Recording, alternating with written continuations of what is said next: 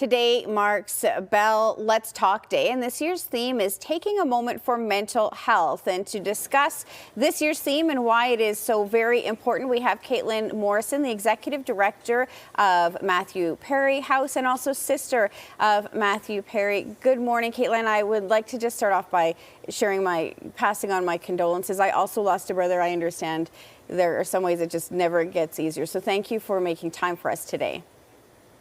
Good morning, Jody, and I'm so sorry that you went through that in your own life. My condolences back to you. Thank you. A very important part of this year's Bell Let's Talk Day is a feature called Live Loud Live, a one-hour concert documentary that will be bringing mental health and addiction to the forefront of conversation. Why was it so important for Matthew Perry House to be a part of this event, and what are you hoping that audiences will learn?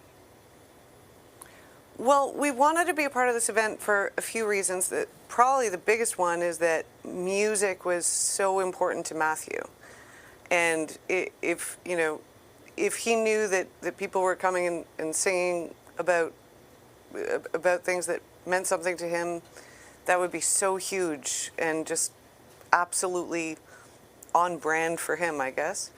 And also, music is such a intrinsic part of mental wellness, and being able to bring to people not just the beautiful music and not just the sort of coming togetherness of the concert, but also learning that even the kind of rock stars and superheroes that you like deal with the things that you deal with every day, and you're not alone, and it's all right.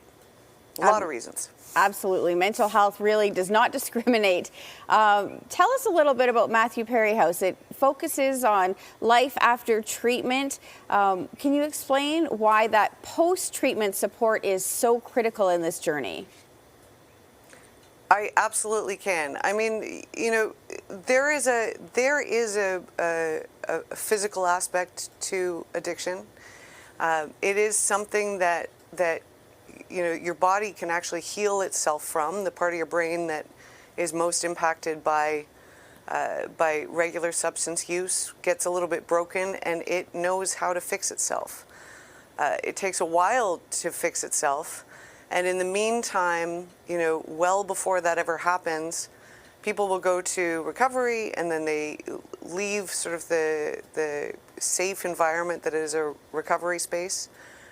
And they're back in a life that is, difficult and full of sort of the wreckage of what substance use has done, and they're expected to face all of those things.